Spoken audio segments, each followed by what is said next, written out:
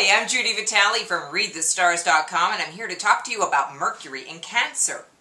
Mercury is a very sneaky planet, as we know. I mean, it has a lot to do with the way that we think and communicate. And so as it goes from one sign to the next, we may not even notice the changes in some ways, but when we pay a little bit more attention, we most certainly do. Well, on June 7th at 7:16 a.m., Mercury went into the sign of Cancer. It was in Gemini. When Mercury was in Gemini, it was really easy to talk and think, and there was a lot of clever conversation and the like. Mercury in Cancer is something quite different. Those of us who were born with Mercury in Cancer, myself included, will tell you that when we remember something, because Mercury does have to do with our memory, we don't always remember the facts and figures as well as we remember where we were, what it smelled like and what it looked like and what it felt like when we were learning a certain thing. So people with Mercury in Cancer need to have that sensorial experience as to what it is they're experiencing while they're learning if they expect to retain information. People with Mercury in Cancer also tend to retain memories, especially things like grudges, for a very long time. Although they can be forgiving, they forgive, they don't forget. So that's something that most people who know others who have Mercury in Cancer are well aware of. But those of us with Mercury in Cancer would never admit to it. This time, Mercury is going to be in Cancer all the way until a very auspicious time in our lives, June the 25th. For those of you who have been paying attention to readthestars.com and whatever other astrology you might give your attention to, that is right after the square between Uranus and Pluto, which is going to be a huge deal. There's also going to be a square between Jupiter and Neptune, and then Saturn is going to station direct, and then just like it never did anything, Mercury is going to skittle off into Leo on the 25th. Well, before that, though, it's going to awaken our awareness of this time to come.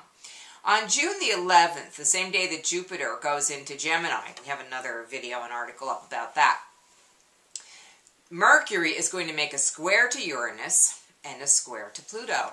It's going to be, an opposition to Pluto. And so this is going to be Mercury opposite Pluto and square Uranus. So there's going to be like this, what we call a T-square going on. And sort of this like Mercury going like, hey, check it out. Look what's going on up here.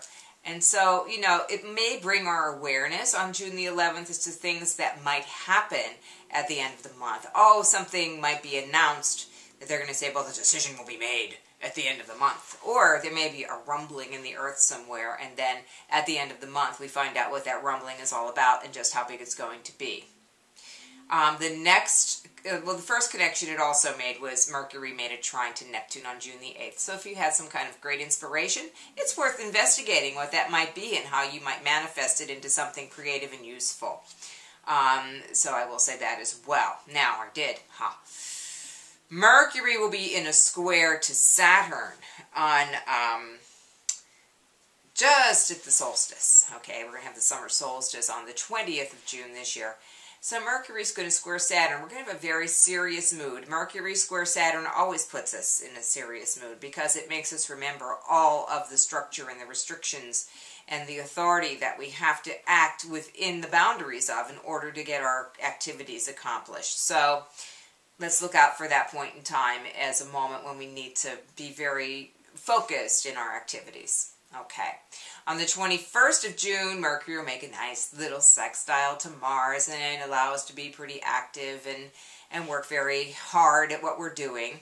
And then, as I said earlier, Mercury will scuttle into the sign of Leo on the 25th after the great big storm up there in the sky. So it's very important to pay attention to where Mercury goes from one 3 or 4 week period to the next. And before long, yes, we'll be having a Mercury retrograde. I'll give you the heads up now. It will begin on July 14th. So we have another good while before it happens.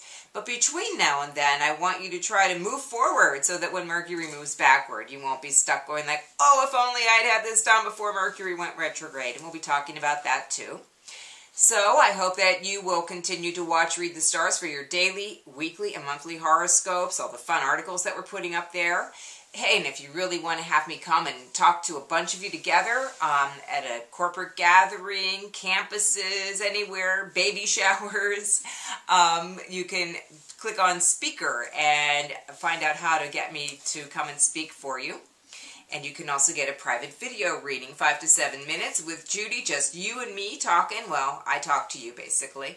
1995. This is a way around those reports that you get that have like, well, your sun is here and your moon is there and they're two different things. Well, I can synthesize that for you and explain how they work together in your life. So give that some consideration. All you have to do is send me a payment on PayPal and you get your own private video from me.